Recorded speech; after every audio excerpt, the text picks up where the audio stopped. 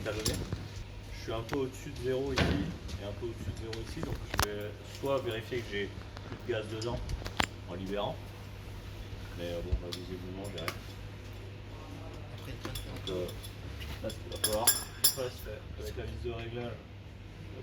Donc bien la vis de réglage. Ouais.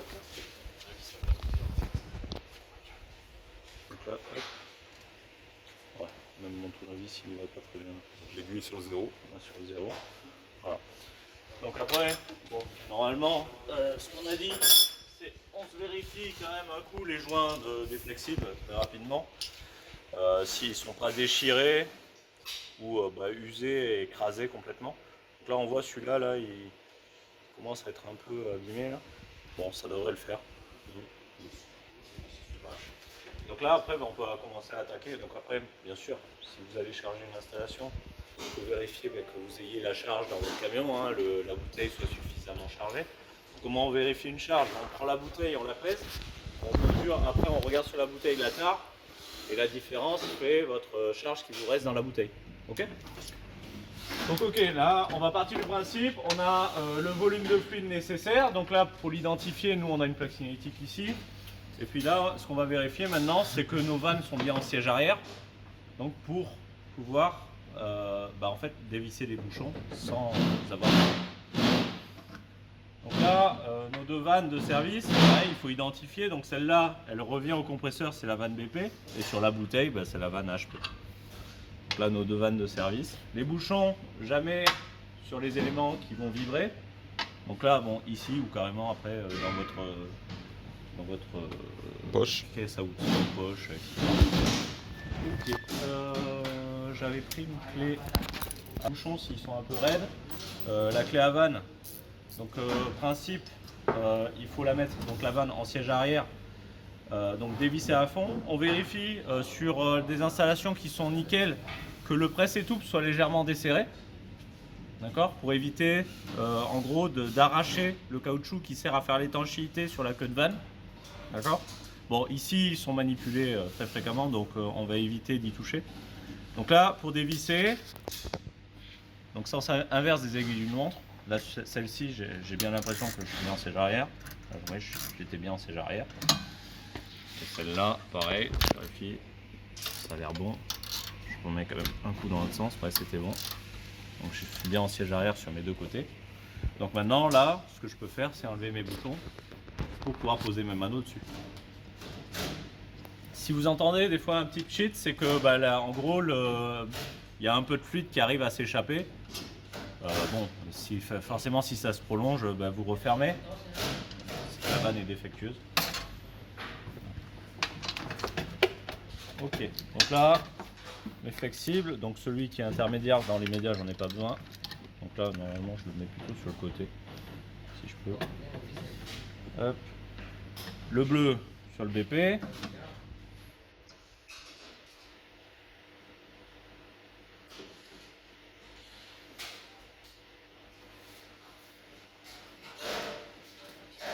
Donc là, pas besoin de serrer avec une pince ou une clamolette, rien du tout, juste à la main. Sinon, vous allez détériorer vos flexibles et même la vanne. Hop. Pareil sur la HP.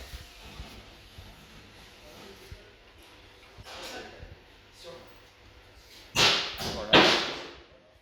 Donc là, une fois qu'on a fait ça, ce qu'on veut, c'est évacuer tout l'air que l'on a dans nos flexibles pour après pouvoir faire notre charge ou au moins vérifier dans un premier temps qu'on n'a pas de fluide dans l'installation. Là, les manos, ils sont fermés, ils sont ouverts, ils sont comment là? Là, moi, il faut que j'ouvre tout pour pouvoir, en gros, tirer au vide l'ensemble. Donc là, ouvert à fond, pour moi, c'est serré à fond des deux côtés. Là, il faut que ça soit ouvert aussi. Je récupère ma partie intermédiaire. Je viens me raccorder du coup sur ma pompe à vide. D'ailleurs, pompe à vide que vous refermez systématiquement. Donc là, ce bouchon, je ne sais pas pourquoi il a été retiré. Non, c'est pas ça qu'on utilise. Voilà. Je viens me mettre dessus. Ok. Donc là, oui, tiens, principe de la pompe à vide. je démarre, ça tire au vide, tout ce qui est en lien avec la pompe à vide sur ces deux orifices. Je l'arrête, l'air repasse par la pompe à vide et vient re-remplir l'ensemble de ce que j'avais tiré au vide. Donc il faut penser à refermer les vannes au moment. Donc là je vais revérifier un coup que tout soit bien ouvert. Donc là je suis en train de tirer au vide de ma vanne jusqu'à l'autre extrémité de mon manomètre. Et ici on voit bien que je suis bien au vide. Alors dans l'idée, si vous voulez le faire vraiment bien, il faudrait un vacuomètre. Là dans l'immédiat, ce qu'on tire au vide, c'est juste des manomètres qui ont eu c'est flexible juste à l'air, donc on ne va pas non plus tirer au vide des heures. Ok. Donc là j'ai fini. Je referme ma vanne, je coupe ma pompe à vide. Ok. Donc là bon, normalement de ce côté-là c'est bon. Je vais passer en siège intermédiaire mes vannes pour vérifier que je n'ai pas de fluide. Donc là j'en profite pour refermer mes vannes de mano pour éviter que si j'ai de la pression que d'un des deux côtés, ça bipasse ou ça me l'envoie jusque dans le flexible jaune. Voilà. Donc là je vais desserrer d'un quart de tour, ça suffit. La pression est légèrement remontée parce qu'on avait un peu de fluide dans l'huile. Ce qui est tout à fait normal sur une installation qui a été où il y a eu une récupération. Donc voilà, là notre installation, on peut constater que on a très peu de pression dans l'installation, donc on peut considérer qu'il n'y a plus de fluide dans l'installation. Bon, en réalité, il reste un petit peu de fluide. On pourrait le récupérer encore, mais bon, ça prendrait du temps. Donc là, ce qu'on va faire, c'est on va tirer au vide notre installation. Alors, si vous venez faire une charge après une réparation, il faudra d'abord la charger en azote, d'accord ? La monter en pression pour vérifier votre étanchéité à l'azote ou à l'azote hydrogéné, si vous en avez. Ok, donc là maintenant, je vais tirer au vide l'entièreté de l'installation. J'ai constaté qu'il n'y avait pas de fluide dans l'installation. Donc là, ne pas oublier de rouvrir les vannes de votre manomètre. Et donc là, par contre, oui, pour celle-là, il faut absolument un vacuomètre pour vérifier l'absence d'humidité avec une table pour vérifier que vous avez bien évaporé toute votre humidité du circuit. Ok. Là, il faut la laisser un petit peu. Ok, donc là on était sur un tirage au vide. On a rajouté un petit vacuomètre électronique, donc qui est relié à l'application. Et donc ce que je disais, c'est que l'important, c'est d'avoir une température d'ébullition de l'eau inférieure à la température de la pièce ou de l'environnement de la chambre froide. Et là, par exemple, on voit que l'eau bourrait jusqu'à moins 16 degrés. Donc s'il faisait moins 16 degrés dans l'atelier, on arriverait encore à faire bouillir l'eau dans le circuit et donc à évacuer l'humidité. Bon, là on voit qu'on a 36 degrés d'écart avec la température d'ébullition de l'eau, donc c'est en train de bouillir très fort. Et donc si on veut vérifier qu'un tirage au vide est fait correctement, on va venir donc couper notre tirage au vide, laisser les pressions se stabiliser dans notre circuit. Alors c'est très facile sur une installation qui est neuve parce que on n'a pas de fluide dans l'huile. Ça va être en gros très, très vite stable. Là où sur une installation en dépannage comme là on est, ça va avoir du temps à se mettre, à se stabiliser parce que on a du fluide qui est en train de bouillir de notre huile et on a des légères remontées de pression. Voilà. Donc là on le voit, la pression est en train de légèrement remonter. Bon, on est en millibars, donc faut se dire qu'on est à 0,0016 barres de pression en absolu. Donc c'est très bas. Donc là on voit, j'ai encore moins 15 degrés en température d'ébullition. Donc là, bon, pour l'exercice et pour des petites installations, ça sert à rien de tirer au vide des jours et des jours. Vous le laissez un quart de jour pour une installation de ce type-là, donc vous laissez 3 heures, ça suffira largement, à part si vous avez eu votre réseau de cuivre qui a été, je sais pas, inondé, qui a été laissé à l'air libre. Voilà, là vous pouvez le laisser un peu plus longtemps, mais dans la majorité des cas, quand c'est bien bouchonné et que l'installation a été bien faite, il n'y a pas besoin de tirer au vide des heures. Il faut juste vérifier que le tirage au vide est bien fait avec cette valeur de température d'ébullition de l'eau. Ok, bon là on va partir sur le principe que notre installation est bien tirée au vide. Donc maintenant on va pouvoir mettre en charge l'installation. Donc là on va commencer à parler de fluide. Donc on a une bouteille de R404 récupérée. Oui. J'ai dit au début il fallait vérifier que notre bouteille avait suffisamment de fluide. Et après, ce qu'il faut faire, c'est peser notre bouteille avant. Donc là, je vais mettre ma balance. Donc la balance, il faut qu'elle soit sur un sol stable. Donc là, normalement, les balances qui sont un peu haut de gamme, on a une bille pour voir l'aplomb, est-ce qu'elle est d'aplomb. Ce qui va nous permettre derrière, en fait, donc là où est la pompe à vide, on peut s'en séparer. Ce qui va nous permettre en fait de la mettre bien avec des pieds réglables. De niveau. Le vacuomètre, on le laisse brancher. Le vacuomètre, on va le retirer. Ouais. C'est mieux. Alors après, le vacuomètre, vu qu'il est sur une prise Schrader, je pourrais refaire une légère entrée d'air. Mais on dira rien. C'est filmé. Voilà, c'est vrai. Les preuves sont là. Donc là, pareil, ça c'est un truc intéressant en clim. Si vous voulez enlever quelque chose sur une prise Schrader, vous le mettez bien en pression, vous dévissez.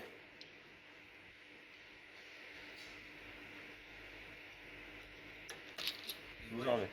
Pression contre pression, ça sort pas vers le coup. Voilà. En gros, comme vous maintenez en tension, bon, allez, après là, moi c'était facile parce que j'ai l'inverse de la pression. En gros, c'est en train d'essayer de maintenir. Donc voilà, le petit vacuomètre, on le laisse de côté. On va peser notre bouteille dans un premier temps. Donc là, c'est pareil, ayez au moins un papier pour vous noter vos valeurs. Donc, on met la terre à 0 si ça veut bien. On vérifie aussi que notre balance, elle est bien des piles. Parce que sur une fin de batterie de piles, les relevés vont être faussés. Okay. Donc bon, là on voit, on est quasiment sur la fin. Bon, ça devrait le faire. Vas-y, pas dessus. Donc c'est pareil, essayez de le centrer. Évitez de remuer la bouteille avant, parce que le fluide liquide va se balader dedans. Donc là on est à un truc comme 19,4 kg. Donc ça, je te laisse le relever comme ça. Donc là vous prenez votre papier, vous notez 19,4 kg avant charge. Okay. Donc là maintenant, ce qu'on va faire, c'est on va raccorder sur notre bouteille.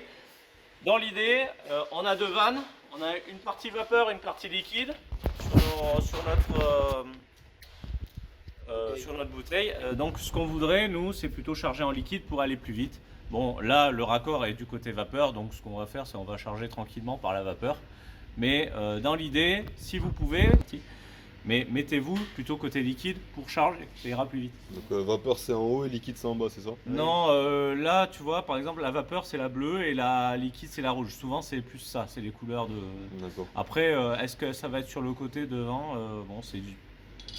En général, elles sont positionnées comme ça, mais des fois on en a côte à côte. Est-ce que, j'ai une question peut-être deux, est-ce que la couleur elle va avec... Non. Non. Pas, justement, il faut pas mélanger... Oui.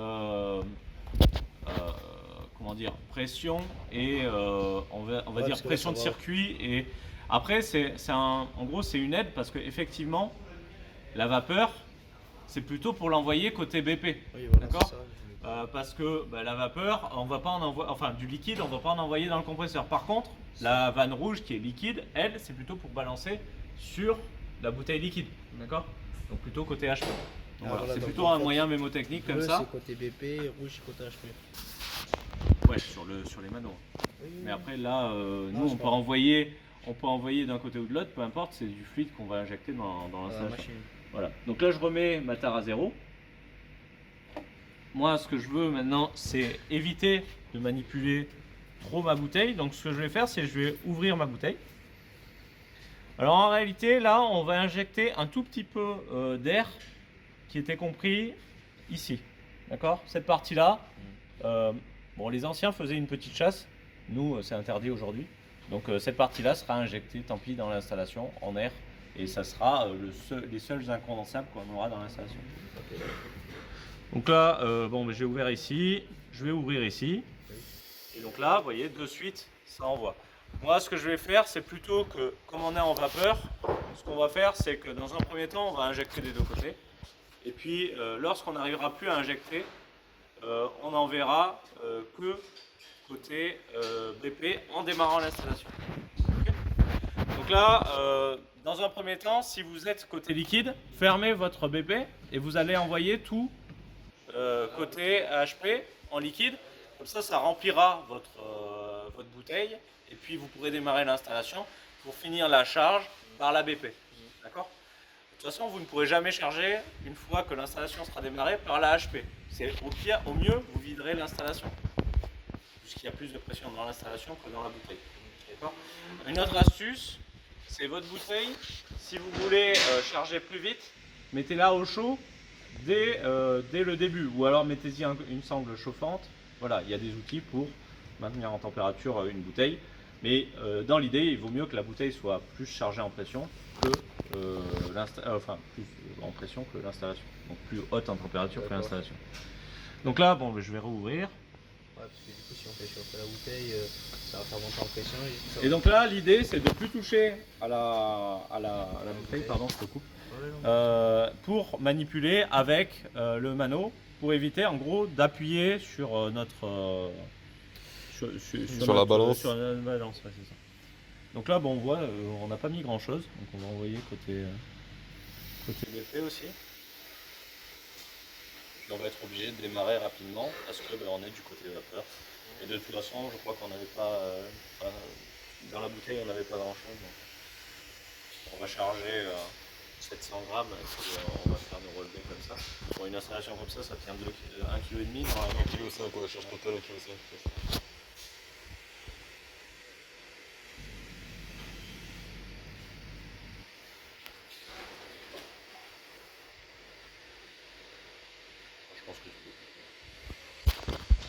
Allez, c'est parti. Du coup, on a continué la charge. Bon, on a été très vite limité. Là, on est à 300 grammes. On voudrait arriver jusqu'à 700 grammes. Donc, on a démarré l'installation. On a vérifié que notre électrovan était bien en demande, donc avec notre petit régulateur. Et puis, on a un petit inter pour la forcer mécaniquement. Donc là, ce qu'on va faire maintenant, c'est injecter par la BP ce qui nous manque. Donc là, vous voyez, sur la BP, je vais jouer pour injecter. Ce qu'il ne faut pas, c'est que dans votre œilleton, là, on voit le liquide remonter jusqu'à la partie noire au milieu. Parce que ça voudrait dire que vous injectez du liquide dans votre compresseur. Là, la vanne, elle est directement, enfin, notre vanne du manifold, elle est reliée directement à la vanne de l'installation qui, elle-même, est directement à l'aspiration compresseur. Donc nous, ce qu'on ne veut pas, c'est abîmer les clapets du compresseur en y envoyant du liquide. Pour ça, on essaye d'éviter absolument d'envoyer du liquide de ce côté-là. Là, on voit, j'ai envoyé 400 grammes. Je vais essayer d'en envoyer un peu plus. On va aller jusqu'à 700 grammes, histoire que la chambre froide descende à peu près correctement. Et je puisse vous montrer faire quelques relevés sur l'installation. Donc là, on voit, bon, on est côté vapeur, donc très peu de risque d'avoir du liquide qui soit aspiré. Hein.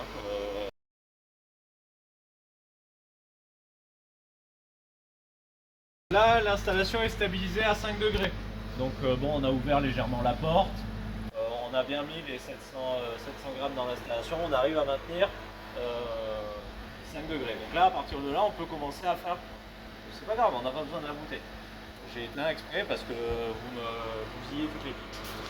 Donc là, le but du jeu, c'est faire notre relevé qui est en régime stable, c'est-à-dire dehors, on n'a pas une montée en température fulgurante. Dedans, on n'a pas d'évolution de température vu qu'on a un maintien 5 degrés. Bon, entre 4 et 6 degrés, on va essayer. Et donc là, moi, je peux faire tous mes relevés. Donc en premier lieu, mes deux pressions. Pression d'évaporation, pression de condensation. Donc là, moi, ce que je dois relever pour un diagramme, par exemple, c'est que je suis un peu... si je me mets bien en face, donc il faut être en face du rond central. Donc là, je suis à 1,98 bar, ce qui nous donne au R404A une température d'évaporation de moins 22 degrés. Donc là, on est à moins 22 degrés en température d'évaporation. En température de condensation et pression de condensation, on est à 13.1, 13.2, 13.1 bar en relatif pour une température de condensation de 31,5 degrés. Donc ce qui va, en gros, ce qu'il faut retenir, c'est que les pressions relevées sur le mano, c'est des pressions relatives. Donc il faudra rajouter un bar lorsque vous devrez les rajouter sur le diagramme. Ou alors vous prenez directement les températures d'évaporation de condensation, sinon ça marchera aussi. Donc après, les éléments qui vont nous permettre de tracer notre diagramme, il va nous falloir la température, donc entrée compresseur. Entrée compresseur, le problème c'est que là, on va avoir le flux d'air qui va nous fausser notre relevé que l'on va faire ici, à l'entrée compresseur. Donc là, dans l'idée, il faut essayer de couvrir, ou alors vous pouvez le prendre légèrement plus loin derrière. Bon, là vous voyez, l'idéal serait de le prendre là où on a de la masse, donc au niveau de la vanne ou carrément au niveau de l'entrée. Au niveau de l'entrée, on peut essayer de couvrir un peu et maintenir pour relever. Là, on laisse le thermomètre. Un thermomètre à contact, ça prend du temps. Si vous devez faire des relevés rapides, prenez des thermomètres avec des thermocoupes. Ça ira plus vite. Donc là, on a une surchauffe assez élevée, énorme. Je vais essayer de la voir.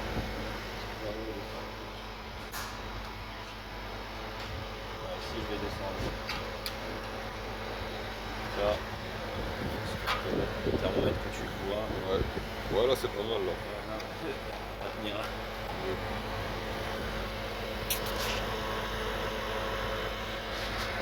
Donc là, on est sur des températures relativement élevées. Alors, surchauffe élevée,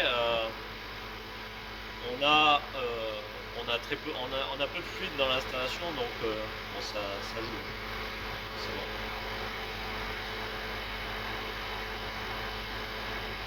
Donc là, on va faire un relevé, aller à 12 degrés. C'est à peu près ce que j'ai en ressenti sur la vanne. 12 degrés 5.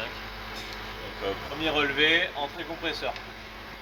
Le deuxième relevé qui va nous être nécessaire, ça va être l'entrée d'étendeur. L'entrée d'étendeur, le souci c'est qu'on est à l'intérieur de la chambre froide. Donc là, bon, je vais faire un relevé en entrant dans la chambre froide et du coup je vais fausser mes températures à l'intérieur vu que je vais devoir ouvrir. Donc là, dans l'idéal, ce que vous devriez faire, c'est mettre une sonde qui puisse ressortir à l'extérieur pour éviter d'avoir à ouvrir la chambre froide, comme je vais le faire, pour en gros éviter les montées en température dans la chambre. Hop. Donc là, dans notre chambre, on a notre entrée d'étendeur qui est ici.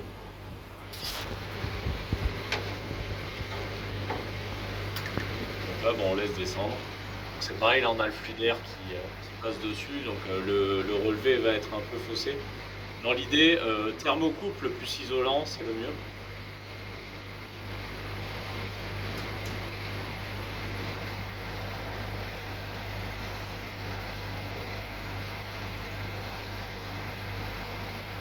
Donc là, je suis plus en train de mesurer une température, j'ai envie de dire, aux alentours que vraiment sur le tube.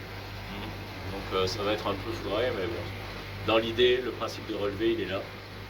Okay. Donc là, bon, on va mettre 11 degrés, je pense. Température entrée d'étendeur.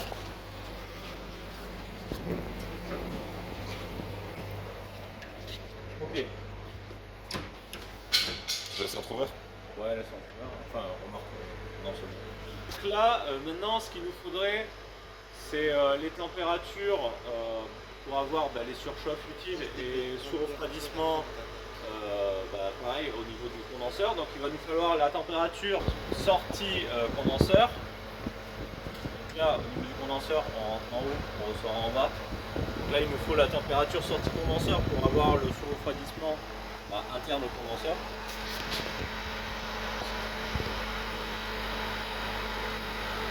Et donc le deuxième, ça sera la température sortie évaporateur, donc les bulbes, pour avoir la surchauffe utile. Le sous-refroidissement nous permet de savoir si la charge est correcte ou pas. D'accord. La surchauffe nous indique si le détendeur est en train de fonctionner correctement, si l'évaporateur est assez rempli, si on n'a pas une pré-détente.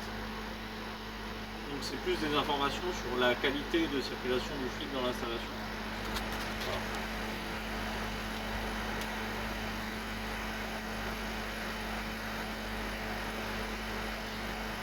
Donc là, sortie condenseur, on est à, on va prendre 24 degrés, suivant comment je me mets. 23,5 comme ça on maintient. Ouais, 23,5. Et pour la sortie évapo, c'est donc là, attention si vous avez beaucoup de givre, parce que ça fausse. En fait, vous prenez la température de la glace et pas la température du fluide. Bon là ici on a très peu de givre, donc ça devrait le faire. C'est ça.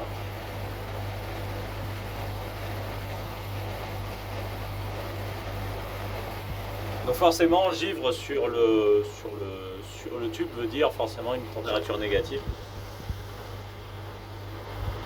Là c'est pareil, il faut la laisser un petit peu, hein, les températures de contact comme ça prend du temps.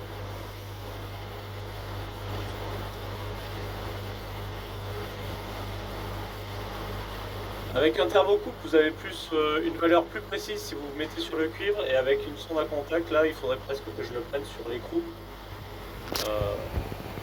Parce que il y a plus de masse et donc c'est plus juste vu le délai que ça met à faire des relevés.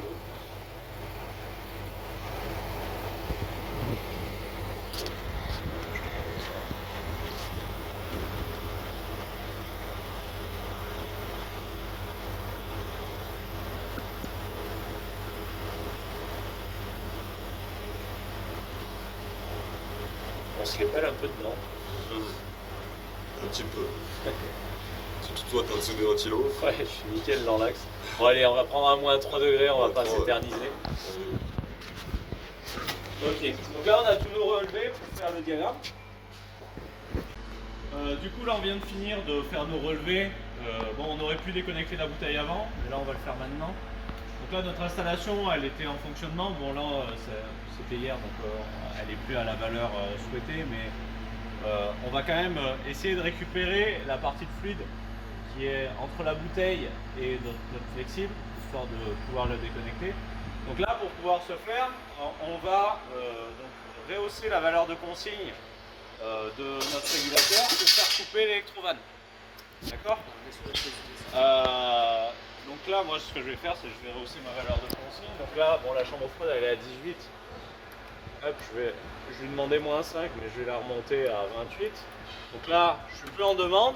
Donc mon électrovanne n'est plus alimenté. Donc si mon électrovanne n'est plus alimenté, en gros mon compresseur va tout pousser dans la bouteille, donc par là, donc sur la HP, et ça va vider progressivement ma BP.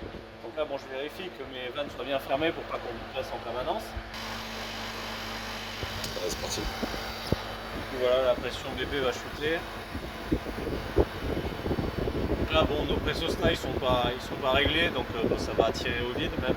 Bon, le but du jeu c'est pas non plus faire trop tirer au vide un compresseur comme celui-ci. On va juste attendre qu'on soit en dessous de la pression atmosphérique. Et là donc voilà, on aura plus d'air qui va rentrer dans notre flexible que finalement on aura de fluide. Donc bon, on vérifie quand même qu'on est bien récupéré sur la partie BP. Donc là vous voyez la vanne elle était fermée. Si on avait encore du fluide dans cette partie là, il n'a pas été encore aspiré. Donc là, il faut bien vérifier que cette partie-là soit communicante et que ici aussi je sois ouvert et que ça soit aspiré. Si je voulais carrément déconnecter mes manos, il faudrait que je tire aussi la partie HP. Bon, là, c'est pas la procédure aujourd'hui, enfin là tout de suite, mais il faudrait aussi que j'ouvre ma partie HP et que je ferme ma vanne de service HP, ce qu'on fera tout à la fin. On aura fini, mais dans les médias, donc là, je ferme ici. Je vérifie que je sois bien fermé sur ma bouteille, c'était bon. Et donc là, je peux déconnecter sans avoir de fil. Pour ça, je pense que c'est bien. Parle plus fort, je pense, parce que sinon, Ok. on risque de pas t'entendre. Ok, donc là on a fini de mettre l'installation en fonctionnement, on a pu faire nos relevés. Et ça reprend. Ok. Ok, donc là normalement on a 2 pressions dans notre circuit. C'est quoi les 2 pressions qu'on a relevées? On a 3 barres. Ouais, c'était quasiment 3 bars, ouais, c'est Et ça. l'autre, c'est en relatif c'était 13. Ouais, Et on t'as l'a mis à 14, ok. Donc on était à 2 bars, c'est ça? Ouais, on était à Aussi 2 barres là-bas. Ok, ok. Ça roule. Du coup là, ouais, on voit bien, on est bien à moins 20 quelque Moins chose, 22, comme on et a là, dit, il y a 30 et des bananes. Ok. Donc là on a déjà nos 2 pressions. Tu me laisses me mettre en face? Hop. Ok. Donc là maintenant ce qu'il va falloir placer c'est mon entrée compresseur. Vous vous souvenez combien on a relevé en entrée compresseur? Ouais, je l'ai pris, je l'ai mis 12. On a mis 12 degrés. Donc là 12 degrés. Côté vapeur on suit les courbes des températures.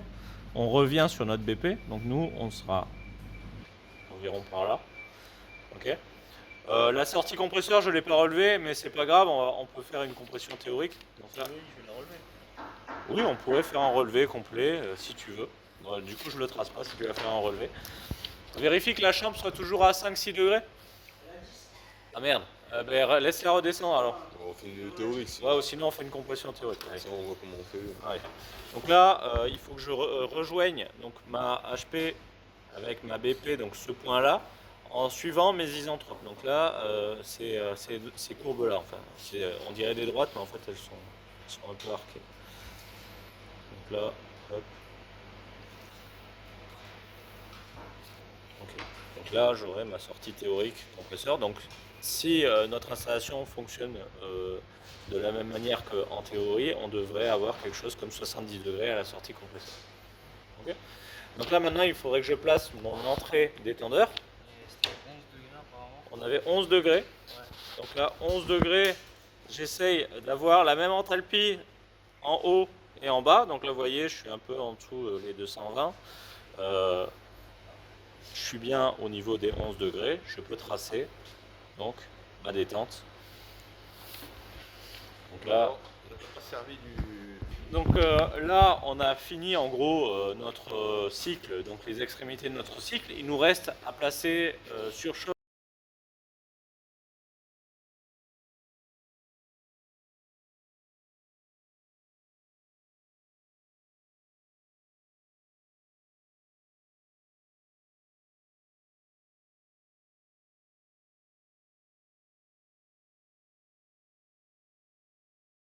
Donc maintenant, là, on va passer sur l'étape de récupération. Donc pour récupérer, bon, il va nous falloir une bouteille. Donc, on peut la repeser à ce moment-là. Ça nous permet de savoir ce qu'on a réellement chargé. Donc là, on la remet à 0. On la remet à 0. On évite de trop remuer la bouteille si on a du fluide liquide dedans. Et on la repèse. Donc là, cette valeur-là, on va la prendre comme référence après la charge. Donc normalement, moi j'ai mis 500, 700 grammes. 700, ouais. Voilà, donc là, normalement, on est censé avoir la charge de avant, moins 700 grammes sur notre bouteille. Donc voilà, ça c'est la partie, la bouteille. On pèse aussi la station parce qu'il peut y avoir du fluide d'une précédente intervention qui soit resté stocké. Ou même, nous, on va en laisser peut-être une partie à la fin de l'intervention dans la station. Donc là, moi je la pèse avec son flexible, son DAISY, son câble d'alimentation. Donc là, il faut essayer de caler le tiers dessus. Voilà. Et donc là, moi j'ai 9 kg 110. Et donc à la fin, je repèserai ma bouteille et ma station. Et si j'ai récupéré 700, ben, je dois retrouver une partie dans la station, une partie dans la bouteille. Ok. Donc là, ça c'est bon. Moi, je vais me servir de ma bouteille en mettant la tare à 0 pour savoir si j'ai récupéré le plus gros ou pas. Je mets un coup la tare, je suis à 0. Je vais commencer à raccorder ma station de récupération. Donc la station de récupération, on a une partie in qui permet de se raccorder à l'installation, une partie out qui permet de se raccorder à la bouteille de récupération. Voilà. Et donc la partie intermédiaire qui permet en gros de vidanger. Donc lorsqu'on baisse cette partie-là et lorsqu'on met en purge cette partie. Donc là, normalement, si j'ai tout bien fait, il me semble que c'était Et ça, du coup, c'est quoi ça? un filtre déshydrateur pour protéger la station de récupération contre voilà, les humidités. Là, on va avoir un peu d'air qu'on va aspirer, donc si on peut éviter en plus de mettre de l'air avec de l'humidité, c'est une chose en plus, quoi. Ok. Donc là, moi, ce que je vais faire, c'est que je vais mettre ici. Comme ça, en fait, j'ai que cette partie-là où j'ai de l'air. J'ai que cette partie-là où je vais injecter de l'air dans ma bouteille. Donc j'ai très peu d'un condensable qui va arriver dans ma bouteille de récupération. Le but du jeu, c'est, vu que nous on fait beaucoup de manipulation ici, c'est éviter d'avoir le maximum de mélange avec de l'air et surtout de l'azote à l'extérieur.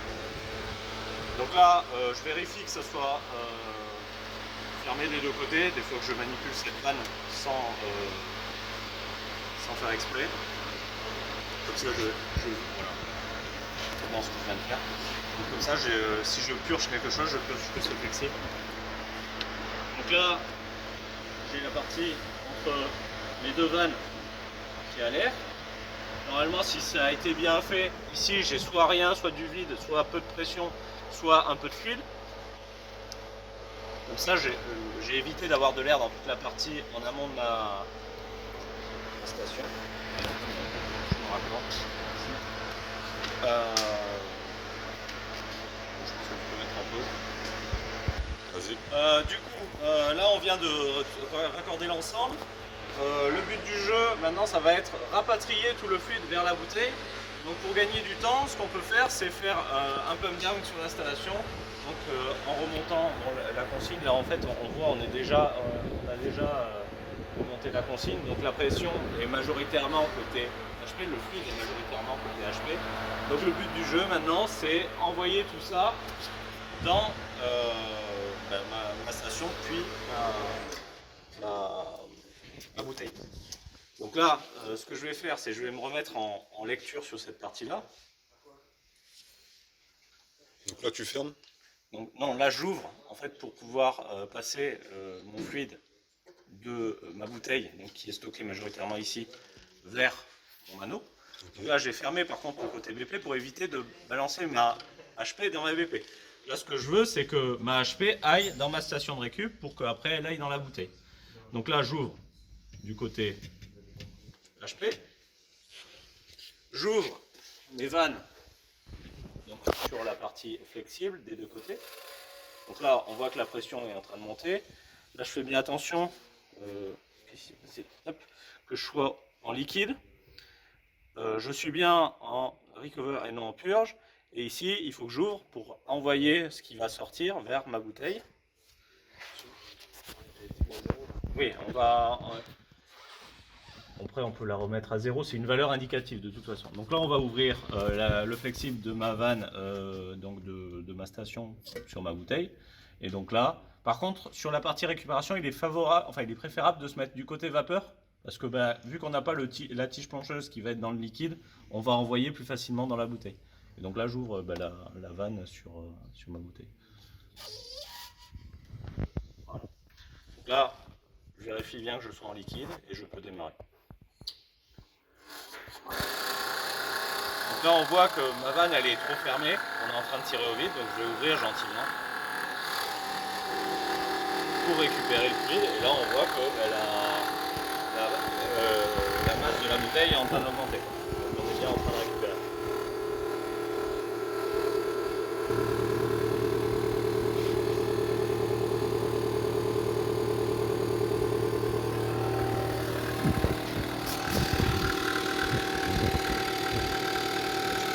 Donc là, est-ce que... C'est bon ? Ouais, vas-y. Donc là, on est en train encore de récupérer. Bon, j'ai ouvert complètement côté vapeur, donc on avait fini de récupérer la majorité.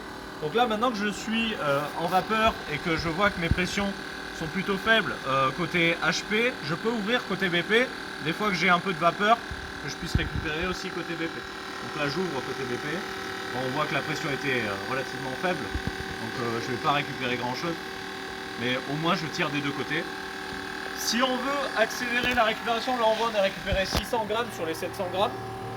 Si je veux aider à récupérer les derniers grammes qui me manquent, je peut faire une purge de la station de récupération pour en gros aider à ce qu'elle récupère plus de fluide. Donc pour faire une purge sur ce modèle là, j'ai pas besoin d'arrêter.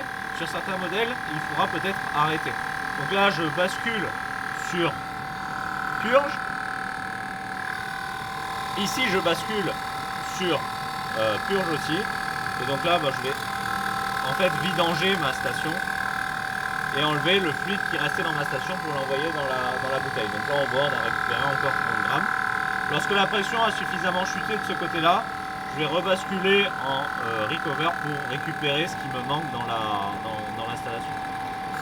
Et donc ça vous pouvez le faire régulièrement quand vous êtes sur une fin de récupération, ça vous aidera à finir la récupération plus vite. Voilà. Du coup là on a quasiment fini la récupération. Bon.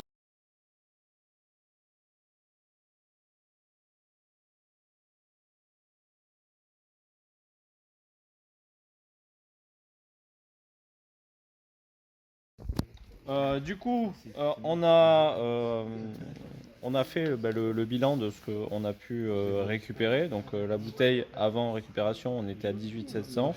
On est passé donc à 19 325. Et la station, elle fait quasiment le même poids. On a 15 grammes de différence. Donc au total, sur les 700 grammes injectés, donc bon, hier, on doit avoir une petite fuite peut-être au niveau des flexibles. On a récupéré 640 grammes. Voilà.